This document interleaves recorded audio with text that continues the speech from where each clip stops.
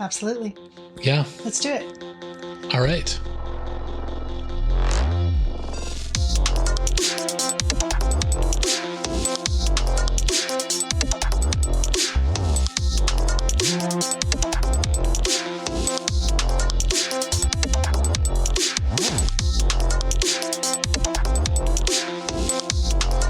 This is the Endless Song Podcast with Will and Emily.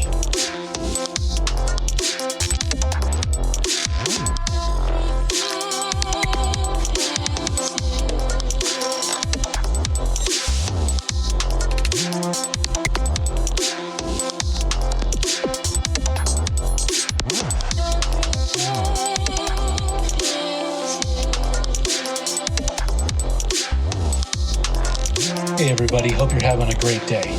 Today, Emily and I are talking to Dr. Donna Webb, a practitioner of Cardology, the ancient and mystical science of playing cards. Think of it as merging astrology and numerology, where each person's birth date is associated with a set of playing cards that can reveal one's unique higher and lower personality traits, including the superpowers that can be leveraged towards success.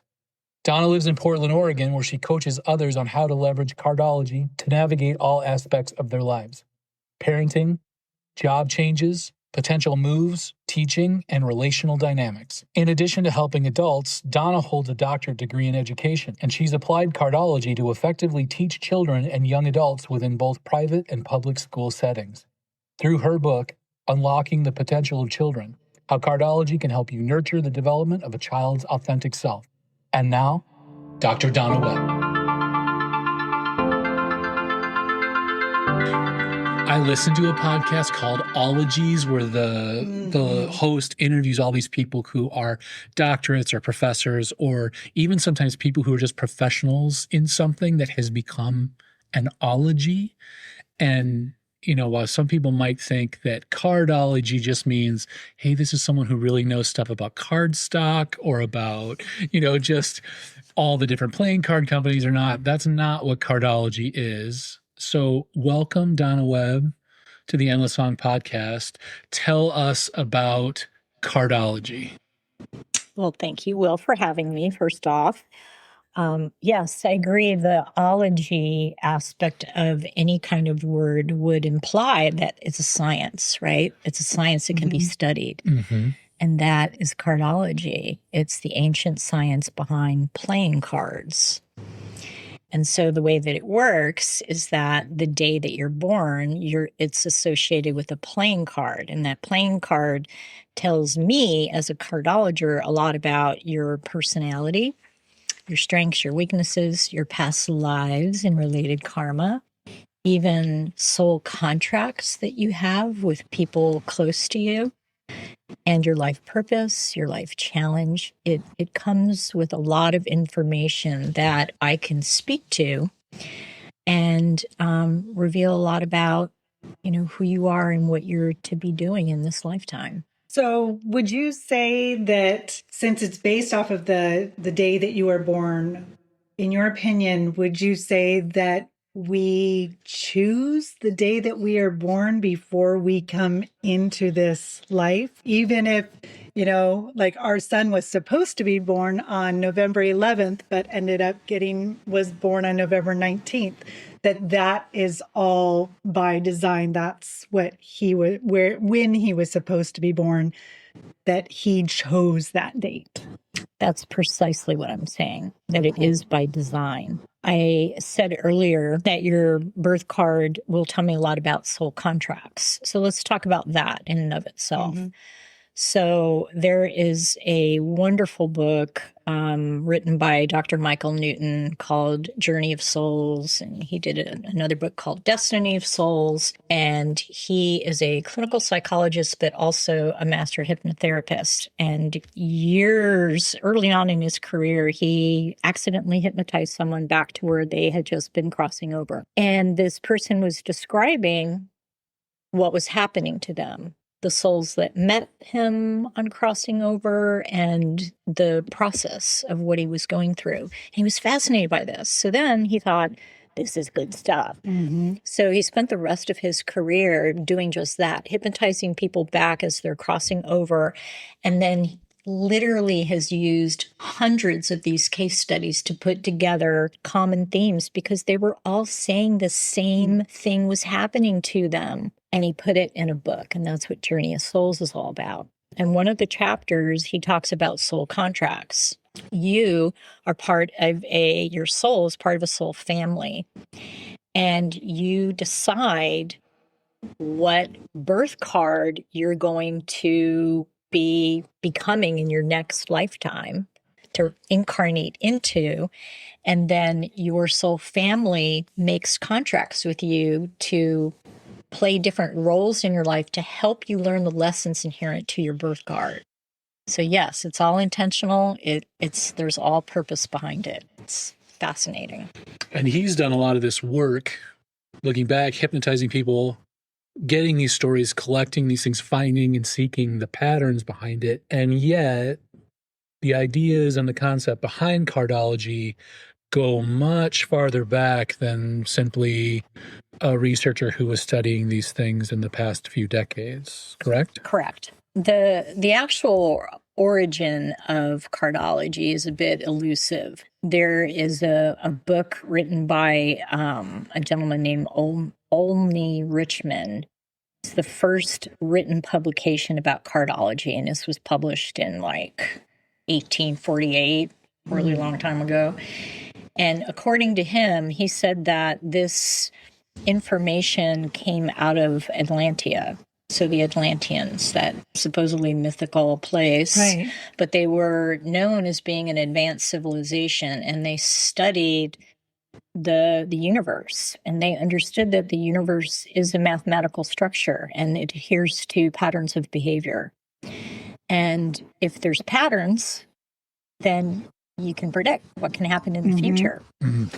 And within their study of the universe, obviously someone came up with the idea that, well, gosh, humans are part of the universe. It stands to reason that we might also be, there might be patterns of behavior that is mathematical as well and has predictive properties to it. And sure enough, they studied this, and that's where cardology was born. The 52 playing cards are not to play a game.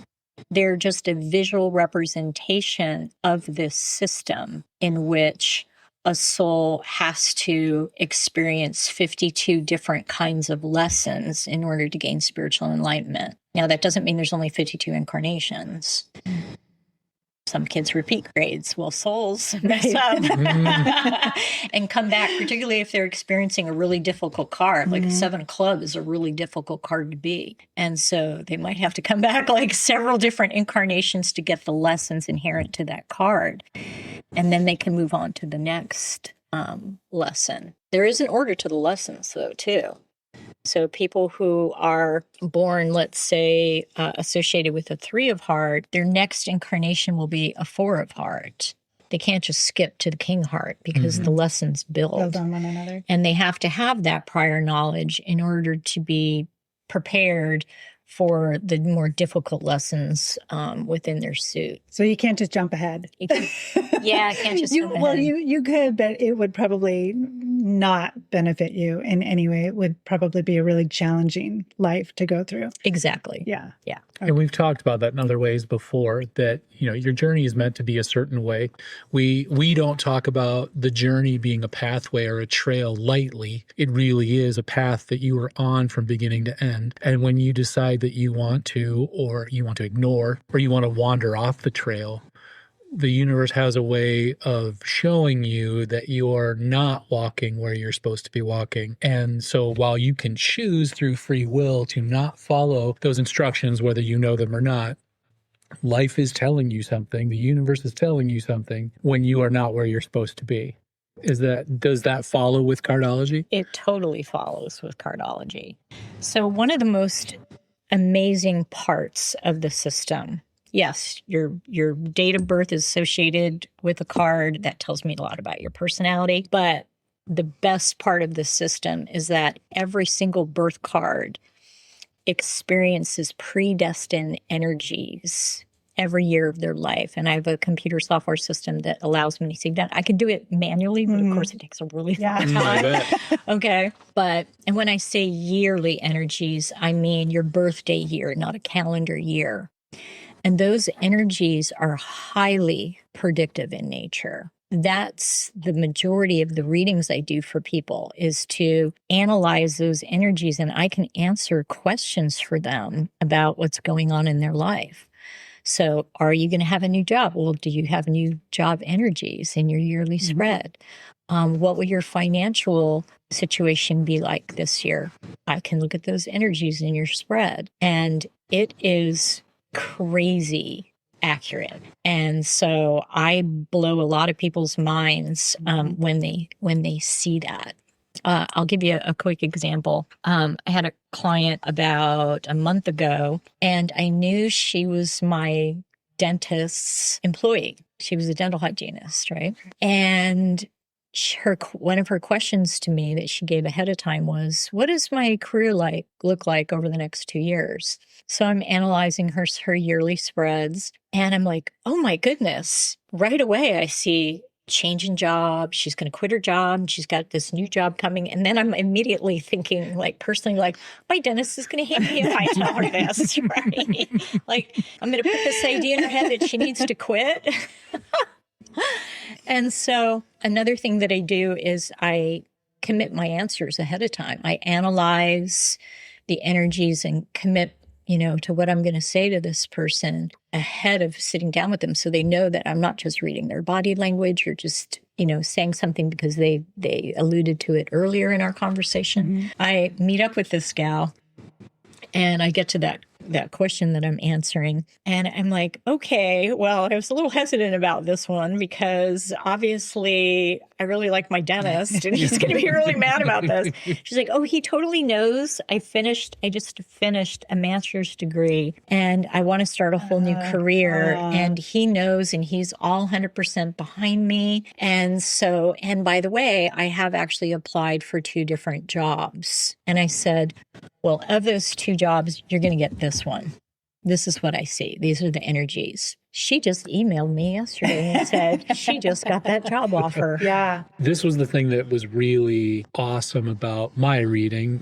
You gave me a reading when we were at Quantum Light Annex Fair, and we met just briefly. You came over to the table and we talked for just a little bit. And then I was like, okay, I'm going over. I'm going to have my cards read. We talk a lot about undeniability, about the idea that things, when they come to you, the things you really are focused on, the things you're really listening to, are the things that there's no saying no to them. You can't just brush them aside. It's not coincidence. It's not chance. And it's not even necessarily destiny either. It's just sort of like something comes to you in a way that you just can't say no to it. And the reading that I got in the Cardology, you touched on things about my personality that I don't even communicate regularly, even with Emily, even with other members of my family. People who know me know these things about me, I'm sure, but they are not things that I actively talk about. They're not actively out there. And obviously we had just met. So,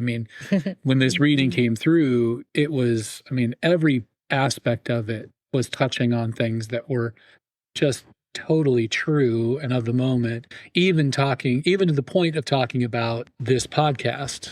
And that was a part of my yearly journey, was to do something with my voice that would reach out to people and tell my story, which was something we had literally just decided. The podcast was in its 2 little baby phase, absolute infancy when we came to the fair. It was such a last minute thing. Do you find that that's pretty much how it always goes when you're reading people? It always goes that way. Yeah. It always does. Now, keep in mind, and you alluded to this before, that there's free will, though. You can have energies in your yearly spread and then make other decisions, okay?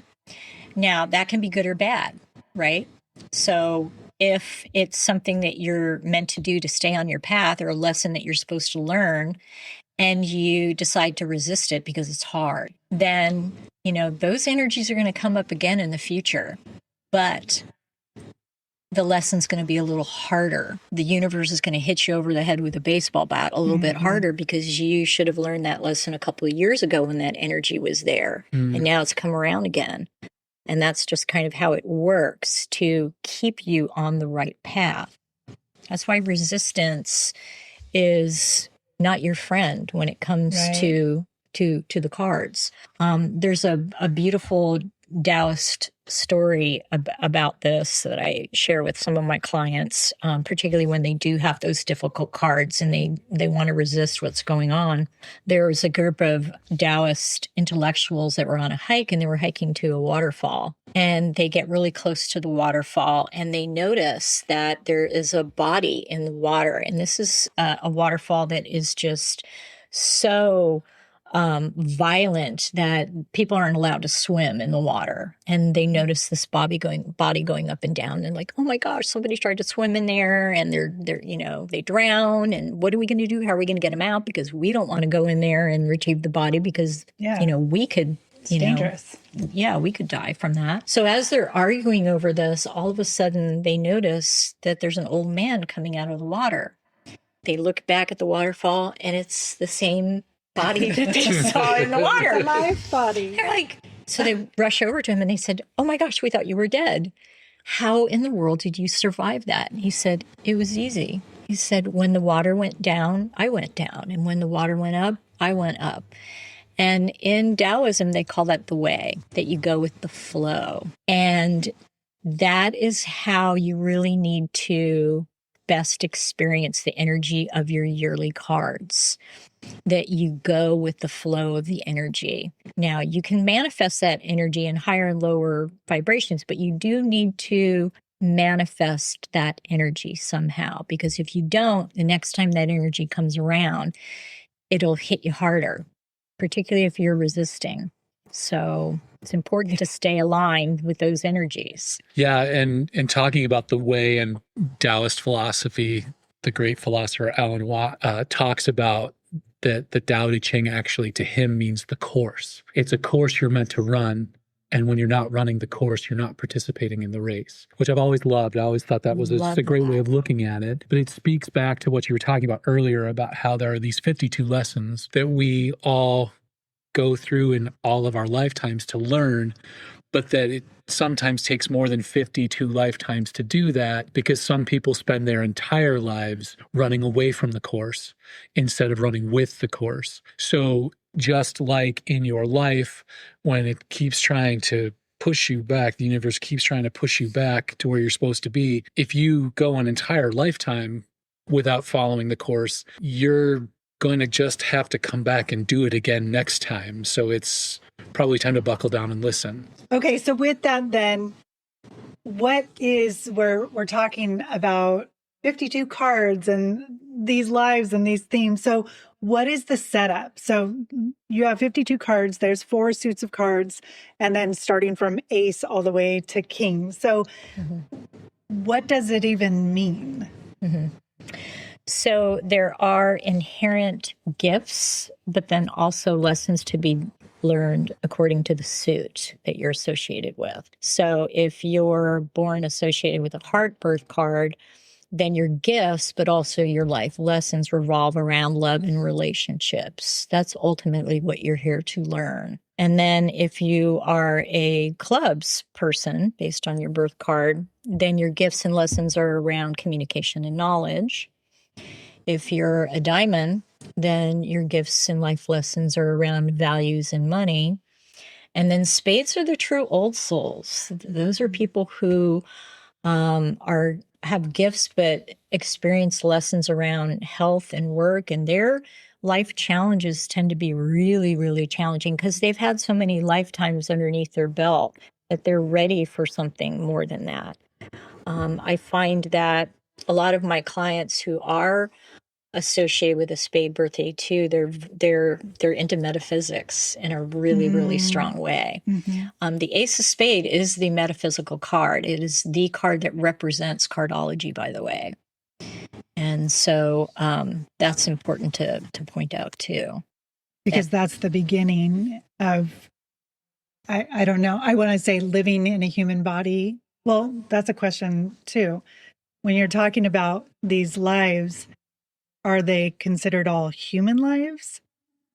Yes. So Okay. you talked about the course. So each birth card has many lessons across their lifetime too. That would be, as I would describe it, the Earth curriculum. Okay. Right. Okay. Now, that's not to say that souls don't experience incarnations elsewhere. They do. But when they're incarnating on the earth, then yes, they are using the Cardology system to learn the lessons that are part of the earth curriculum. It's interesting because there it is, another teaching parallel. People go to different schools for different reasons. Many schools have different curriculums. The idea of Earth as a classroom, we're all here learning these lessons that need to be learned. And while you're here, you're working with our curriculum, but that doesn't necessarily say that if you're somewhere else, there isn't another curriculum you have to adhere to while you're there. And again, back to the book from Dr. Michael Newton, there are schools on the other side too. So people who have had enough incarnations and are older souls that want to become spiritual guides, there's a classroom on that side too for them. Wow. It just doesn't end, does it? No. The learning just doesn't ever end. Yeah, Really, well, it gives even more credence to the idea of becoming a lifelong learner. Yeah, When you're a teacher, that's like the highest an eternal paramount learner is to create beings underneath you here that go out and seek knowledge for the rest of their lives. And really to think that idea isn't just here on the earthly plane, that once we reach beyond, that lifelong learning takes on a whole different context. It's massive because there's so much more beyond what we are here. That's so interesting. Well, and I like that you talk about that the reading is a birthday spread. So since my birthday's in January, so mine would actually line up with the calendar now that I think about it, because but yours, like for Will, his birthday is in December.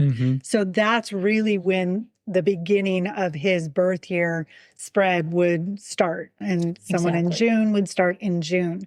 And it's kind of nice though, because having that reading and seeing, 6 months from now, it looks like there could be some challenges. This is really beneficial because knowing that you may be having challenges coming your way in, say, February, you can kind of mentally begin to prepare for anything so that you can stay grounded and, be an otter and go with the flow as those challenges present themselves.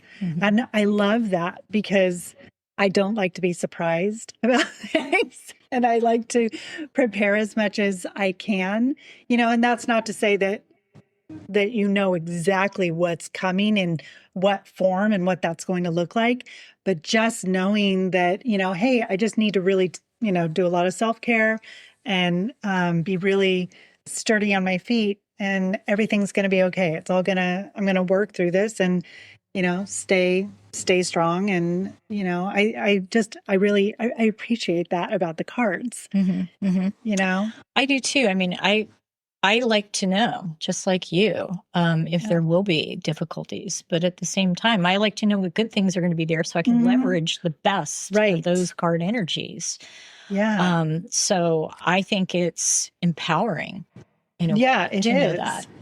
So a good example of that, since we've been talking about like new work kind of energy, 2 years ago, I was looking at my son's yearly spreads because, he gets free readings. Yeah, the benefit. Family benefit. Family deal for sure. And I noticed in his yearly spreads, he had an ace of spade in Jupiter. Now, Jupiter, the energy of that planet it's all good energy. It's that big planet that expands us and helps us grow.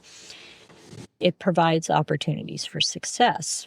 The ace of diamond means new work. And so I saw that in his spread, and I knew at the time that he wasn't exactly happy in his organization. And so I said to him, I go, if you wanted a new job, you've got some really good new job energies coming up, and you could leverage that to get something new. He was like, yeah, I'll think about that. And so some time goes by, and those energies, depending on where they show up in your yearly spread, can get stronger in certain time frames, like 52 periods of time, day periods of time. Mm-hmm.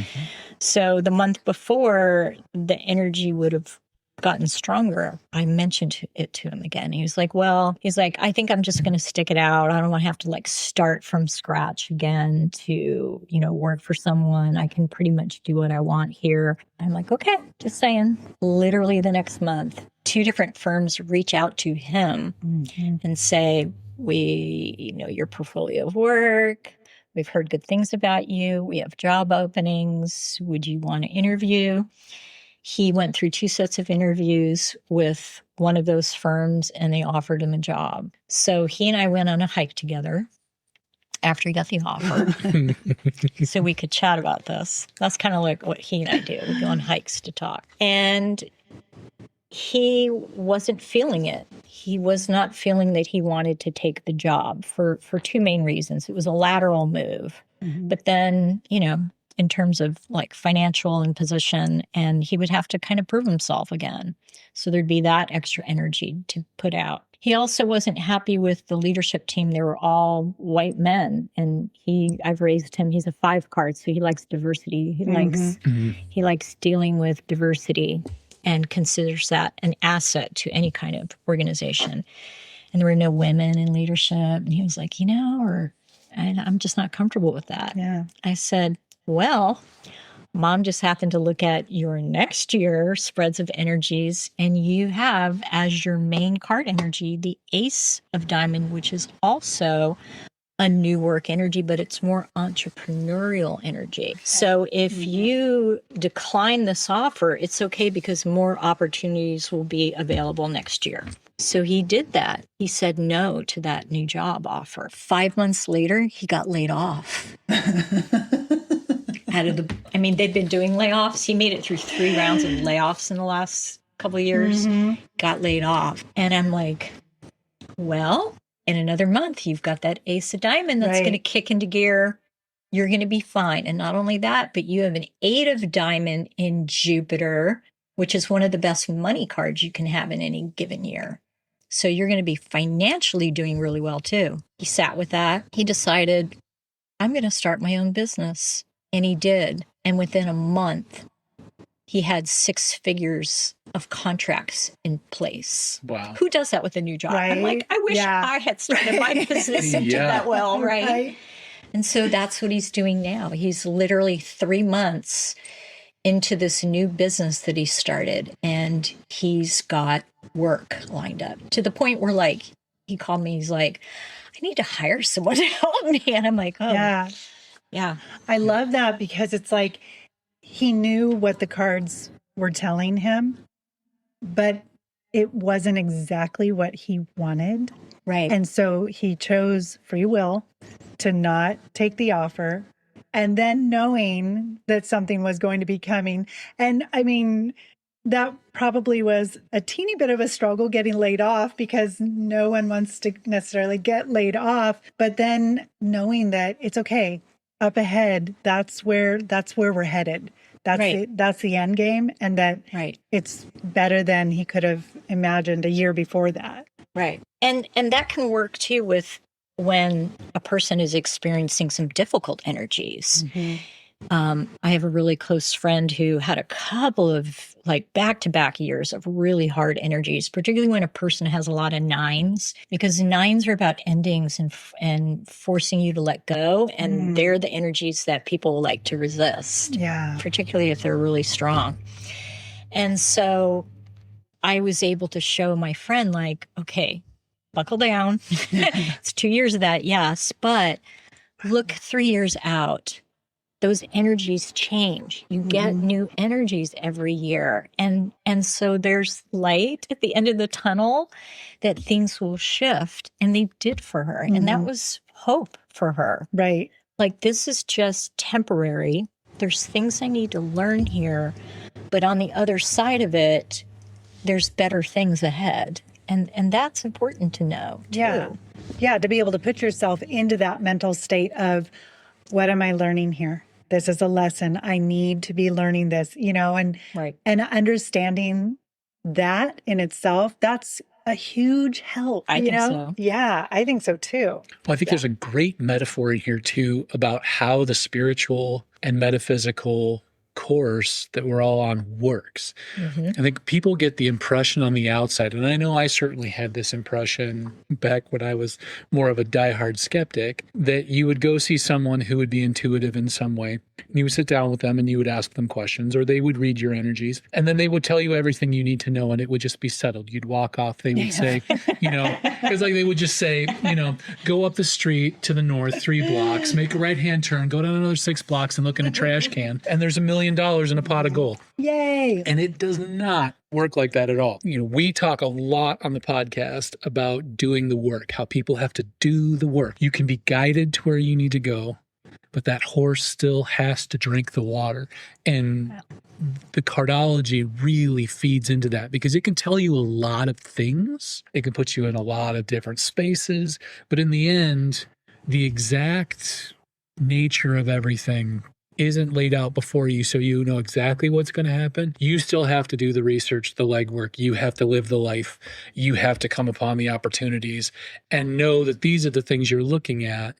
You're getting the signposts, but the directions aren't exactly exacting in any way, shape, or form. So there still is that work to be done. So when people come across readings or someone reads their energy or someone reads their cards, you're not going to be told the way. Right. You're going to be shown the path. You still need to walk it, and you still need to live the life. And that sometimes that energy is not happy, and sometimes it's joyful. But the important part is that you live it, that you walk it, and that you go through it, and you don't let it defeat you. You keep moving forward. It's just a lovely way of encapsulating the whole metaphysical experience. Oh, I love that. The way that you said that's beautiful, which also taps into something else that I call the manifestation myth. Because in metaphysics, like when The Secret came out, right? Everyone jumped on board being like, okay, I'm going to manifest winning the lottery. Well, guess what?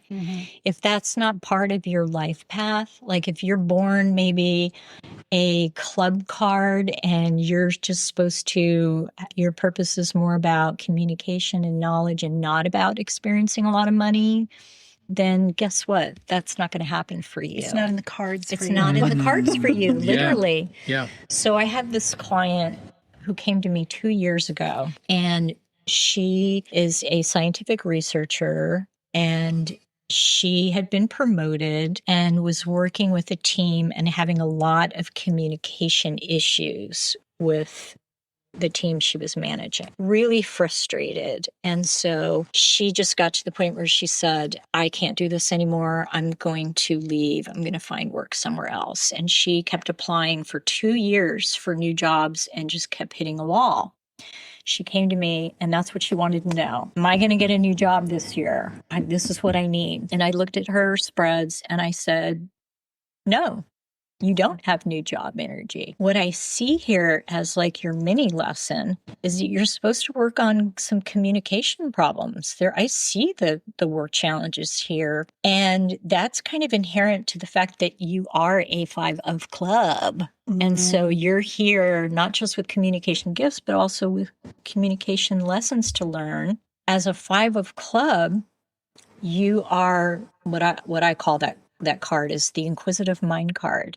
You're great at diagnosing things and taking any kind of problem or system and pulling it apart and looking at it from every angle. Highly a critical thinker, but you do that with people too. And sometimes when a colleague comes to you with a new idea, you pick it apart. They take it personally. Yeah. And she goes, oh my gosh, that is what's going on. I said, that's just your card. I don't know you, a new client, but that's how your card energy works. And so as I see it here, you need to work through the communication lessons. So I gave her some ideas. It's not what you say, but how you say it. Tell people up front, let's talk about this idea, but just let you know, I like to pull things apart and look at what's the good and the bad. That's just how I think. I'm a verbal processor, so just bear with me. This is, not personal. Right. If you deal with situations like that, you diffuse that negative energy. So she did that, and I got an email from her because I also told her, you do have new work coming, but it's not for another year and a half. Well, she got a position as an assistant professor at a university in Chicago, and she emailed me to tell me, yep, So a year and a half later, guess what? I got a new job and I'm really happy and it's a good fit for me. And hopefully that year and a half went by quickly for her. Yes. Yeah. And Right? hopefully she learned that lesson. Right, exactly. Right? Because she understood that there was a process that was Exactly. at play. Have you ever had a reading where you're like, oh, how am I going to give them this Oh my gosh. information? Right? Because it's like, it's not you, it's the cards, it's their cards. But, to really be looking at a spread and saying, oh my goodness, okay. This is a don't blame the messenger style. Right. Yes. You'll take a Oh my deep breath. gosh. Yes, I've had many instances like that. And I will say one of the things that is also part of the role of a practitioner that I take very seriously is the ethical piece of what we do. Okay. I've had clients who have come to me and they want another reading the next week and then another reading the next week. And I know that they're suffering from maybe some mental health issues, and I'm not the solution for them. I'm not the best person for them to be spending their money on. Right. And so ethically, I say, I think you need to kind of sit with what I've given you and maybe try out some different solutions to this, because there's ethics, right? Yeah. Well, and are they hoping that the outcome will change? Right. Some of them do. Some of them do like to change, but it doesn't. And part and parcel of that too is the ethics of, okay, if I'm seeing something and I'm seeing it pretty strongly, what do I do with that? Now, my in-depth readings that I do, I have people come to me with their questions. So if it's not a question they have and I see something, I just don't go there and it's bad. I just leave it alone. Unless they ask, I just don't. If they ask about it and I see it, I have to tell them, right? Ethically, I'm not going to paint a rosy picture for them when it's not there. You can try to use some neutral language around it. So an example of that would be, I was at the MeWe fair. This was about a year ago in Portland, and a fellow practitioner came to me for a reading. And what she said was that she was having marital issues. And could I dig into that? What was going on? Taking a look at her yearly spreads, his yearly spreads, what's going on there? I said, sure. So I'm looking at it and I'm like, ooh. And especially because she's a fellow practitioner and she was trained in astrology, I was like, okay, are you wanting me really to share what I'm seeing here? She said, yes. So I said, your husband's having an affair, I think, because he has a 3 of heart in Venus. Venus rules love and relationships. And then when I look at your spreads a little further out, like the following year, you also have a 3 of heart in Saturn with a 9 of heart, which the 9 of heart is the divorce card. And Saturn's the planet of burdens and restrictions and teaching hard lessons. Through an affair. And so I said, so I'm seeing it in both spreads. And to me, that's corroborating evidence that this is really what's going on. And she was like, I don't think he's cheating on me. I really don't. And I'm like, okay, put a pin in that. Yeah. But I'm just saying that these are the energies. And 3 of heart energy too can also be indecision in love, right? Although I did see it in really hard placements. So in my mind, I was like, no, that's what's going on. I said, but, let's hope that that's where it's kind of landing. I get a phone call from her a month later because I gave her my business card. And she said, I need to schedule another reading with you because of what you said. I started to snoop. Oh. And she said, not only did I find out that he was having an affair, but I found out he has a whole nother family. He has been with this other woman and has a child with her. And I had no idea. Wow. And she, I guess, on the computer found this out. And so, and I actually did a third reading for her about 2 months ago, and she was serving him with papers. So even that part of it, the 9 of Heart piece, did also come true. That's hard. Well, and that's hard to tell someone. Yeah. Right? Well, I think that's another part of the course of walking the way, is that it's not all sunshine and roses. You're not going to meet a wizard who's just going to say, and from now on, it's all kissing princes and fairy tale balls. Right. There are times that you have to walk that are not the best, but there's still learning and growth to happen because of that. And obviously that's a hard time, but to escape something like that also puts her in a better place to do better by herself and by others in the future. So, I mean, that's, I think, another big lesson out of all of this is that there are great times and there are lousy times, but they are all there because that is the way, that is the course. Right. And you just have to write it out and enjoy the good times, learn from the bad times, and progress forward as a person to learn those lessons that are obviously laid out in front of all of us to get through. Yeah. Wow. Easier said than done. Yeah, right? Sure. I mean, because some of those, like I said, those 9 energies, like hard year. Yeah. And you want to resist that. And that's what she did with me. Just like, oh, right. That was her first reaction. Yeah. That was her first reaction. But then when she sat with it, and then she was like, she started to think about things, processing things that happened that were like off. That's kind of when she started to develop that awareness around it. So, do you have people who come to you who say, you know, I haven't ever been in a good relationship. I want to find my ideal partner. Is that something that you can even help people with? I mean, yeah. Okay. Absolutely. Okay. In fact, I have a whole separate software for that. Oh my gosh. Yeah. So I have a software that will analyze the yearly spreads and just pull out all of the cards, which are generally your heart cards, to indicate when you could best attract a partner, when you would also potentially be in an intimate partnership and also get married. So that helps me dial in, you know, like the time frame for people. So I get that one a lot, actually. And it also is dependent on your card, because some cards are more marriageable or have more opportunities in love than other cards.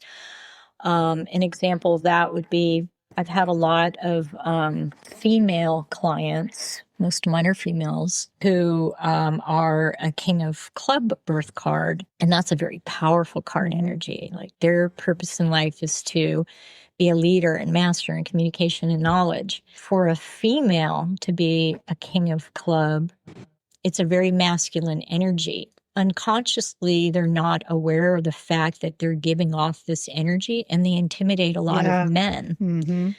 Now, so there's something called a life spread. These are the cards you're dealt with at birth.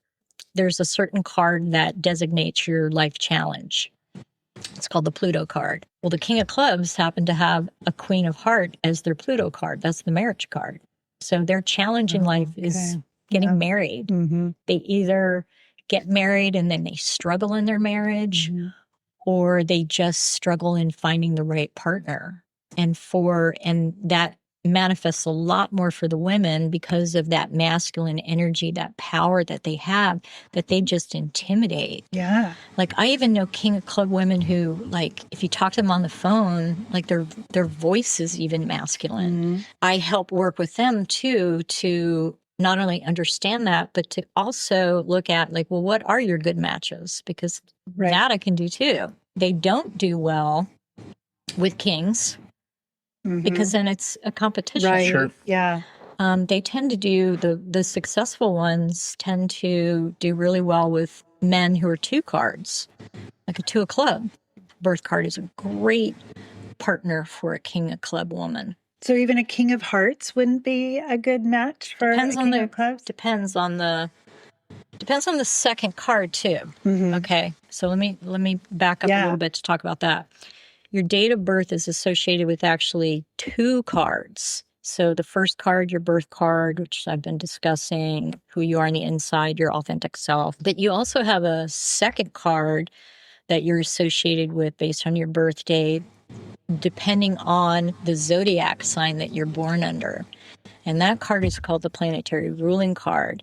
And that speaks more to your external personality, how you appear to others, how you show up in the world. When people ask me about career, I actually look at that card first because how you show up in the world is through your work. Just like with you, Will, right? Yep. The influential voice card. Yeah, which is something we were talking about with the reading. Exactly. Yeah, and I've been a teacher for over 20 years. Obviously, maybe not the first thing people think of, but a job that leads with its voice in front of the classroom. Or exactly, in front of students teaching them. So, yeah, it was one of the things that struck right away. That it was like, well, I was training to be a disc jockey before that, an actor before that. It's always been about the voice. I'm a singer. And you have a nice voice. The voice has been a part of all of it this whole time. Right? So, yeah. So podcasting was just next. Right. Exactly. But that card would also matter too. Like, so a queen of club female could do well with someone who had maybe a king of heart as their planetary ruling card, but not who they are on the inside, because who they are on the inside, it'd be too much of a power struggle type of a thing. There's so many layers to it. Yes, I know. It's because you also mentioned the soul contracts. And so our soul families are get together before we come down and have their own roles to play in our lives. So when you're looking at a reading, if those people show up in your spread also, do you have contracts with them, or are they just there as like supporting characters? Okay. So that's a great question. So your birth card, whatever it is, pretty much reveals 20 playing cards in a specific pattern. It's called your life spread. That is basically the blueprint of your life. In astrology, it would be similar to your birth chart. Okay. And as I describe it, like you said, these are the cards you dealt with at birth, based on your birth card. Those cards are highly significant because they also include your soul contracts. So, and I've done hundreds of readings, you guys.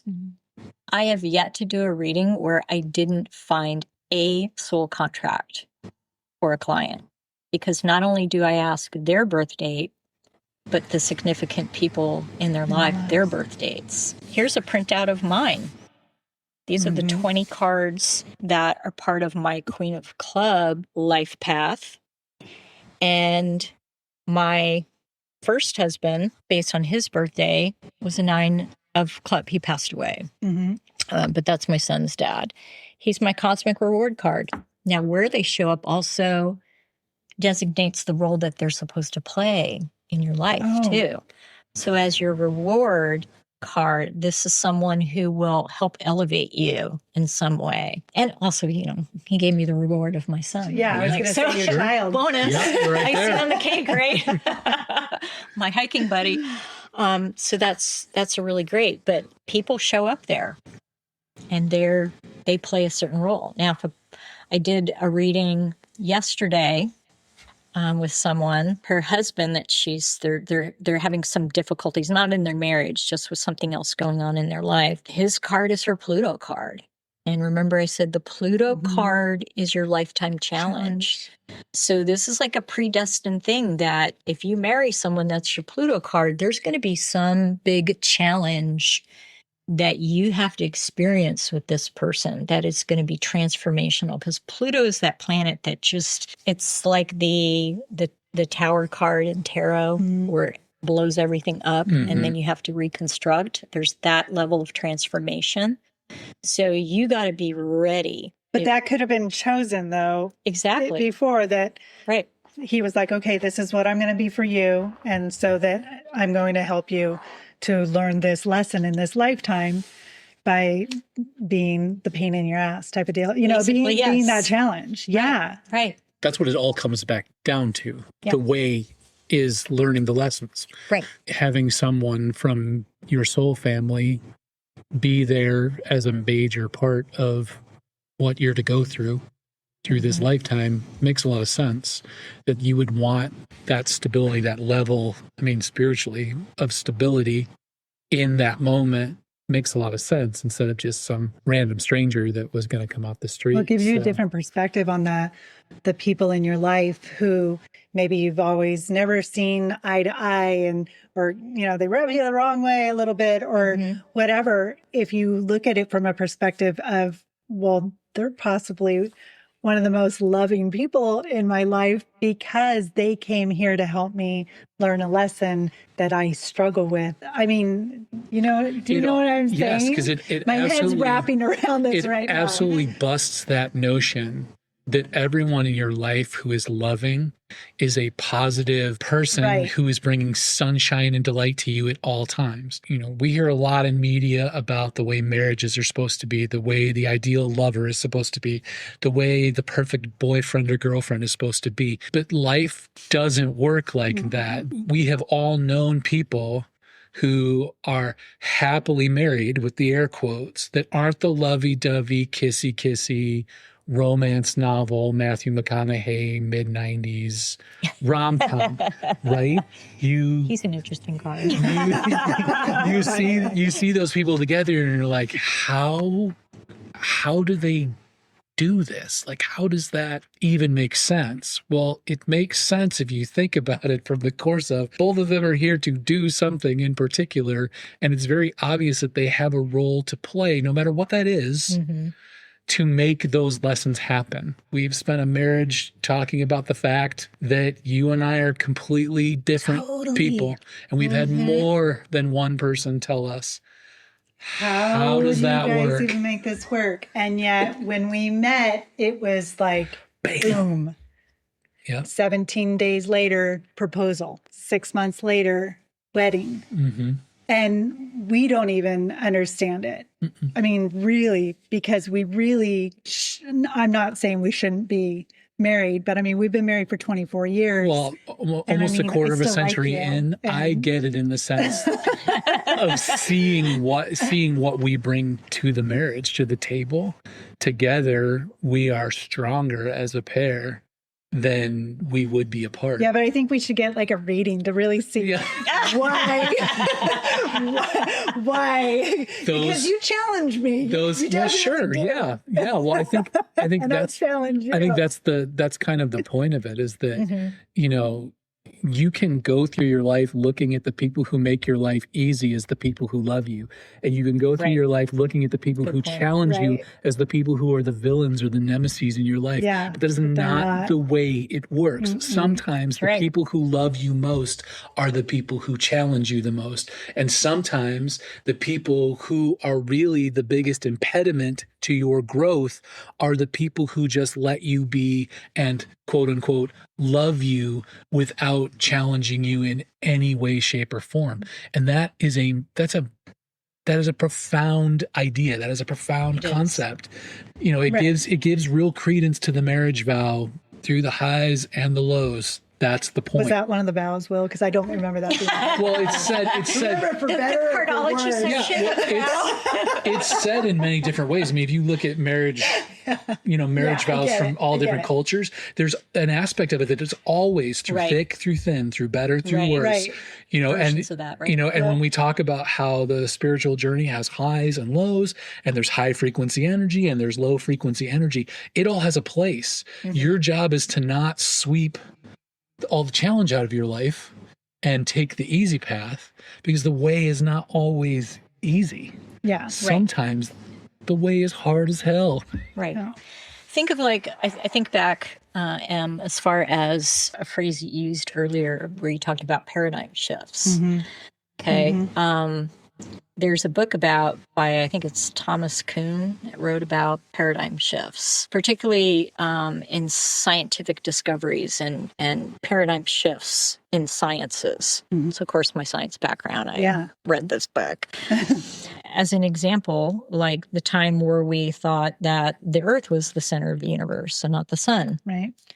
And there was a paradigm shift around that we all accept now. But at the time, what preceded that was a lot of upheaval. And the person who came up with that new idea, they were going to put him in jail, right? They were persecuting him, right? Like that's the microcosm of the energy, as I feel that when change and transformation happens, it can only happen when there's ambiguity and challenge and uncertainty. And the microcosm of what we live in our lives is similar in that your energies maybe for that years are pushing for change, but a person's not going to transform and change if everything's like easygoing. Right. There's going to be challenging people and there's going to be challenging energies in your spread to kind of light a fire with you to have the spiritual growth. And that's what we're all here to do. Yes. But like you said, we villainize those people. And I think that is important to know. Like sometimes I work with families too. Mm-hmm. Like next week I have a family that I'm going to work with, a single mom, and she has 3 boys and they drive her crazy. But I've worked with other families too to understand, particularly when there's soul contracts. When a child, for example, is a Mars card to a parent in their life spread. Mars is the planet of anger and, that Mars energy, right?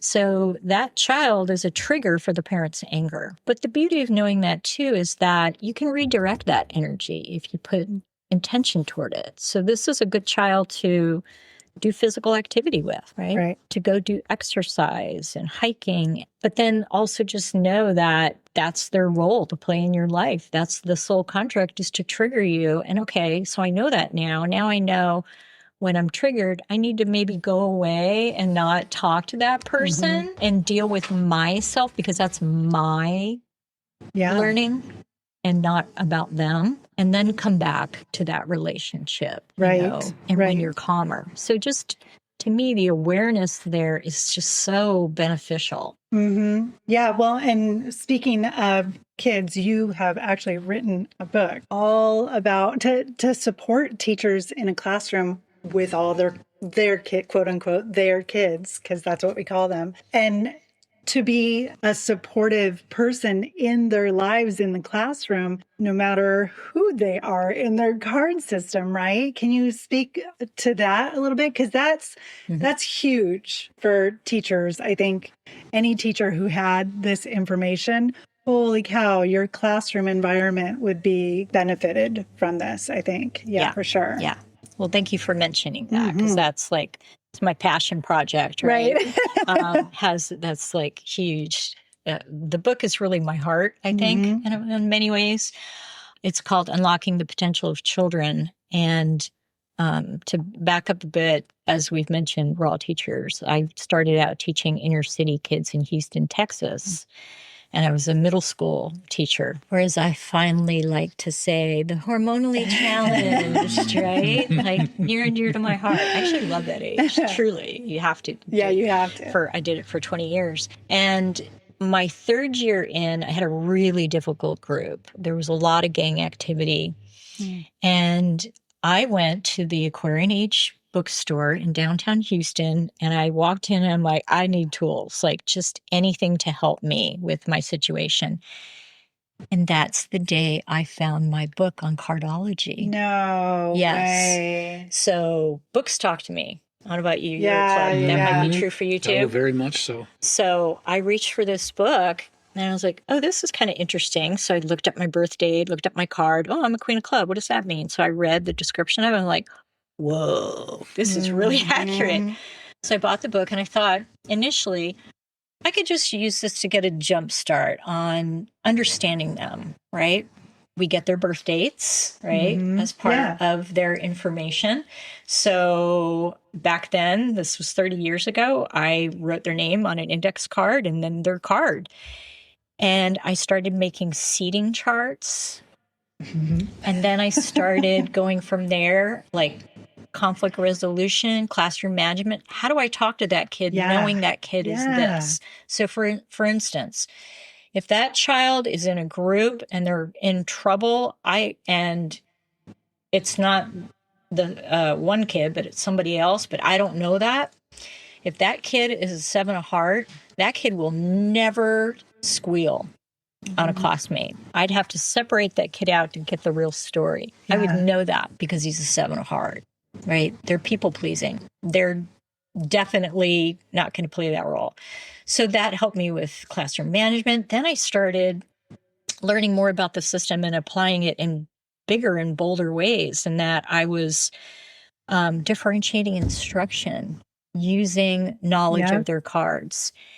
And it, I swear, made me a better teacher. And that's why when COVID hit, and I think a lot of us kind of reevaluated what we were doing, that was my awakening time. I mean, I know this is all about awakening. And in my life spread, again, Jupiter is your opportunities for success. I have the Ace of Spades. That's the metaphysical card. So I always kind of looked at that and said, I could do that for a living with that card energy. I really could. Well, guess what? When COVID hit, this is my printout from my computer. In 2019, I hit my 7-year spread of energies. And all of a sudden, that was the year that I woke up and realized that I was supposed to be doing metaphysical work full time. And the first year I kind of fought it because, I mean, it was COVID and, you know, I was an associate. I had just gotten promoted to associate professor at a Christian school.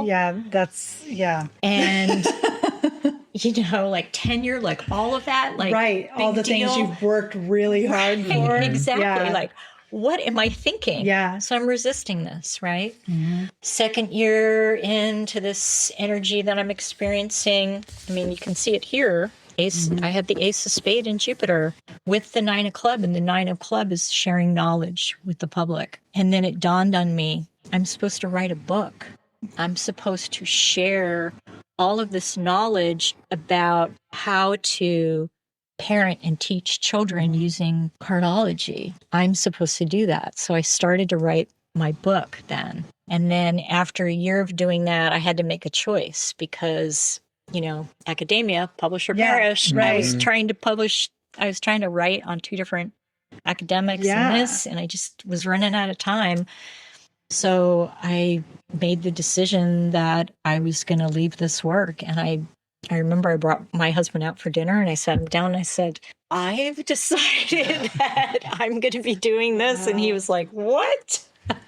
After all this hard work and you just got your doctorate degree so many years ago and blah, and I was like, I have to. And obviously the energies were there. I knew suggested that this was an important, like, new kind of path for me that I just had to say yes to. And so that's what I did. I quit my job and then I really honed in on writing the book.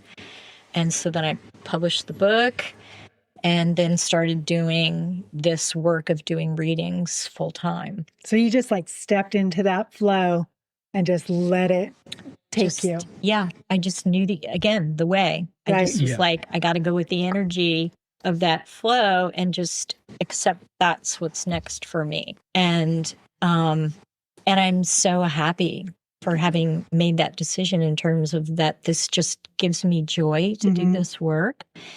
And I'm able to share this knowledge that is like really constructed in a lifetime in my book. Of how to either parent your kid. All 52 kids' cards are described, how you parent them, what their highest attributes are, what potential careers are good for them. And then they all have generally 1 or 2 like things you got to manage, like weaknesses, right? And how do you manage that? Whether you're a teacher or parent, how do you do that, right? So I'll give an example using Will again. So Will's birth card being the 6 of Club, on the very like low vibrational energy of that card, it's called the procrastinator's card, right? And I as a teacher, realized in working with Six of Clubs, those were the kids that I was like frustrated with when I didn't know any better. Because it's like, okay, I have you write in your planner every day that the science fair project that you're supposed to do is on this date, and I have these like mini deadlines in place. You're supposed to have this done by this date and this date. And those Six of Clubs just were not working along my time schedule. No. But that's what your life is all about, that you're supposed to walk through life at your own pace, that you're supposed to process knowledge at your own pace. And there's a beauty in having that kind of energy, too. It makes you have a lot more like easygoing personality, very accepting of others. And it also means that you're not like you don't overreact to things. And so you're the person that I would want to have as like my emergency responder.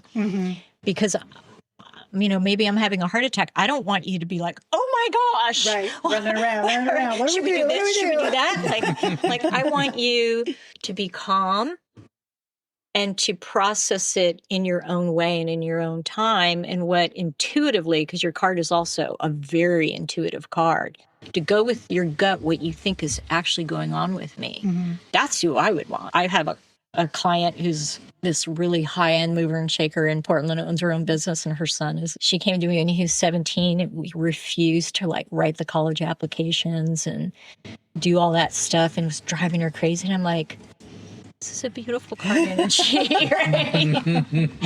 Like, do you understand? Like, that's just who he is, and you have to accept him for his authentic self. Yeah. Yeah. Well, Right? and it can be hard living with someone who is that card, because I admire Will for moving at his own pace, like, because I struggle with that. I feel like I need to get things done as quickly as I possibly can. Because you're an ace. Yeah. Like, go, go, go. Yeah. I'm a goer, mover and a shaker. And when I'll ask him, hey, did you make this phone call? And he just says, no. And I'm just like, could you do that today? Yeah, I'll get to it. But the fact that, like, if someone asks me a question that I haven't gotten done, I always feel like, no, but I will get this done, at this point in time. And he doesn't need to explain to anyone. He just says, Right. no. And that has all, it drives me crazy. And at the same time, I totally respect it. And I wish I could do that. And I have tried to practice that, but it doesn't work for me. But it's so interesting, hearing what you are saying, because it's just the way those cards are. Well, Right. the thing is, and this is kind of what we were initially hinting at the beginning of the episode, when I was talking about there were things that you brought up with the cards that I don't talk about with other people. I don't go around telling people, yeah, I'll get around to doing what you want me to do in my own time, which sounds lazy and selfish. And I've spent a lot of time in the last 2 months thinking about that aspect of the reading. It was one of the things that stuck out with me the most because it was very true. And I make no bones about the fact that, everyone who meets me finds out I am not a person that likes to be told what to do.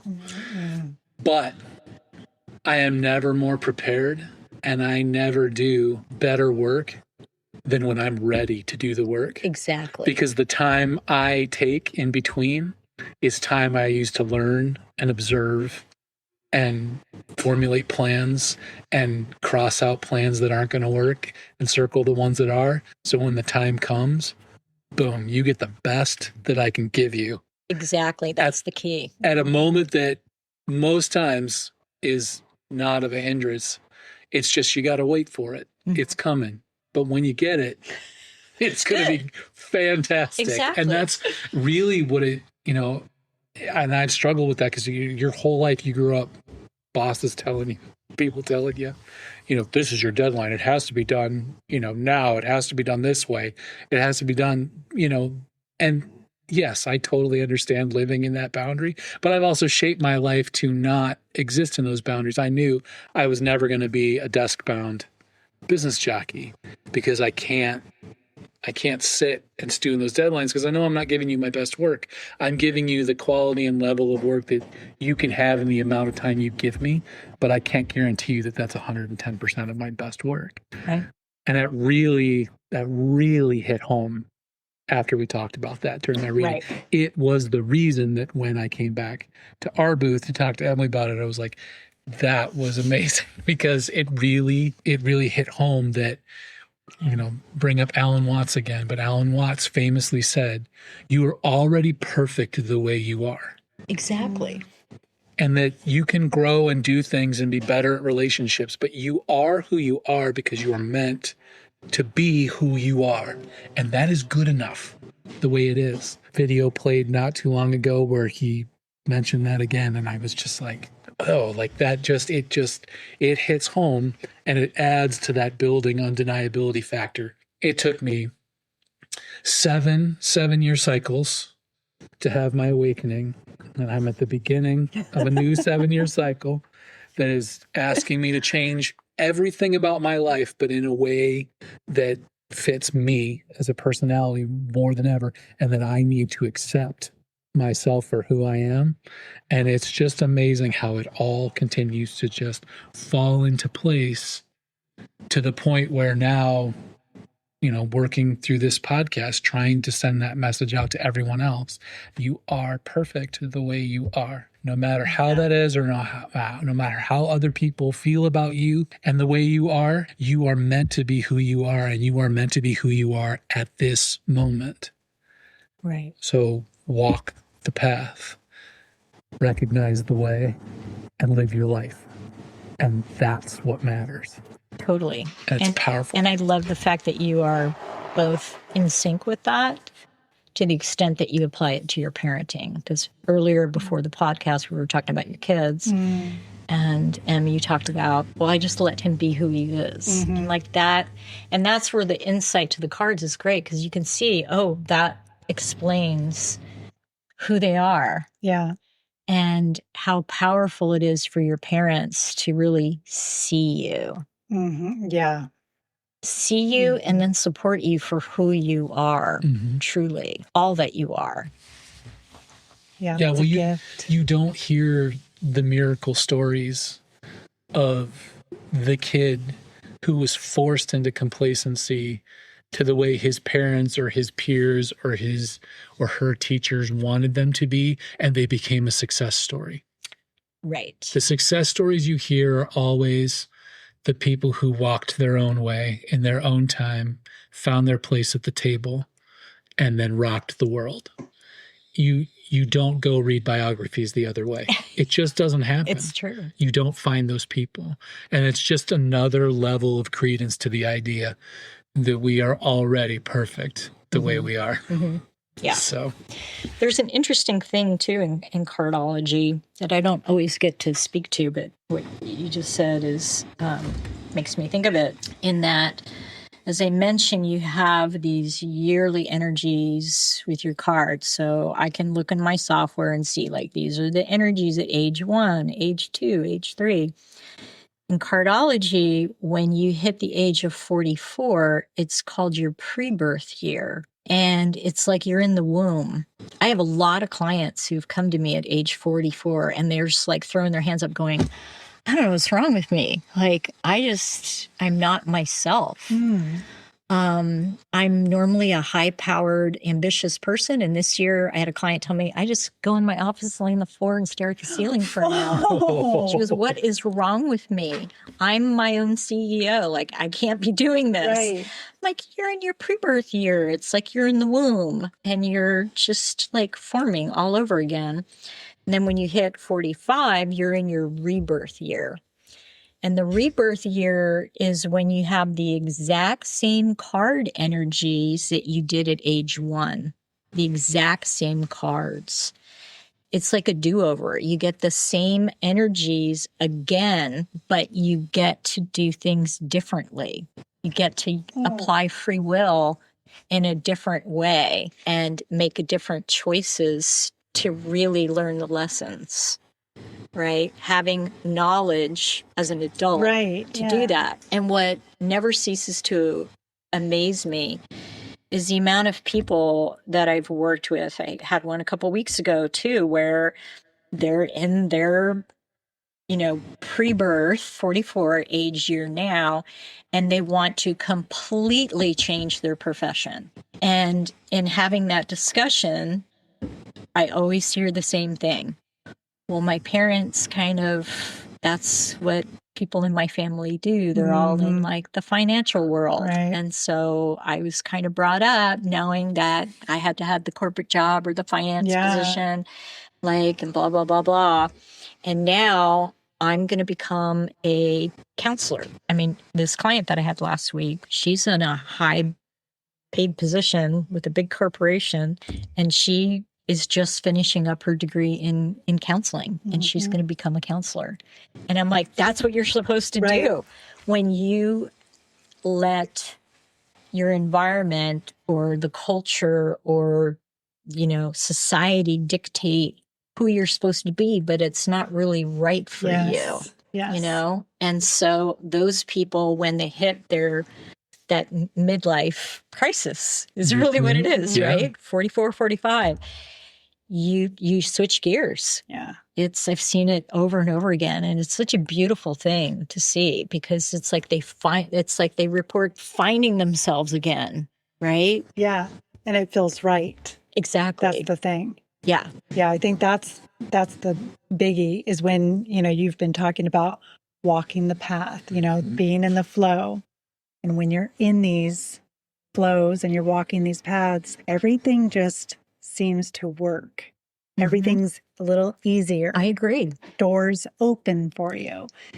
And it's just a beautiful thing. And when you resist, things get a little ouchy. I mean, there's a lot of, knocking of heads, and it's just harder, So if we could kind of shift our perspectives and really kind of step outside of ourselves a little bit and look at everything from a different perspective and think, well, what can I do to get into that flow? Just be aware of it. Right. How much, I don't know, more fulfilling our lives would be, or I don't know, just easier, satisfying, fun. Maybe easier is good enough. Exactly. It doesn't have to be perfect. Right. Yeah. So for anyone who wants to buy your book or have a reading with you, how do they get in touch with you? So they can go to my website, which is destinycardsystem.com. And on my website, you can schedule readings, you can get reports from me. And then if you want to order my book, there's a link on my website too, but you can also order it on Amazon. It's called Unlocking the Potential of Children: How Cardology Can Help You Nurture the Development of a Child's Authentic Self. I've loved all of this so much. And it's like just at the surface, I want to dive deep into it now. It's so fascinating. Thank you so much for sharing all of your knowledge with us. You're quite welcome, Will. Appreciate the opportunity.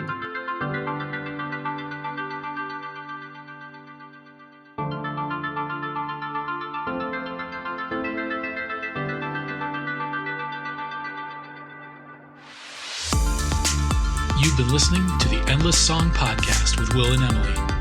Today's music, Everything Feels New, and Alternative Ways by Evgeny Bardyuzha.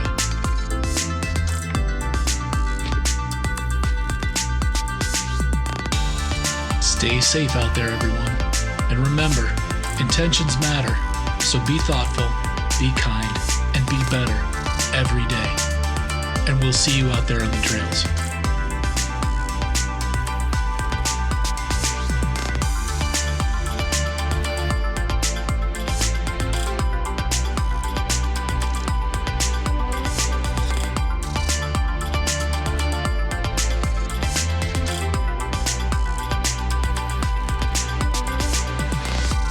And Right. I'm getting so many teaching parallels here. Well, you're talking to a former teacher. Yeah, so yeah. it's As a really table fitting. of three teachers here talking Right. to each other. But yeah, Exactly. it's very, very true.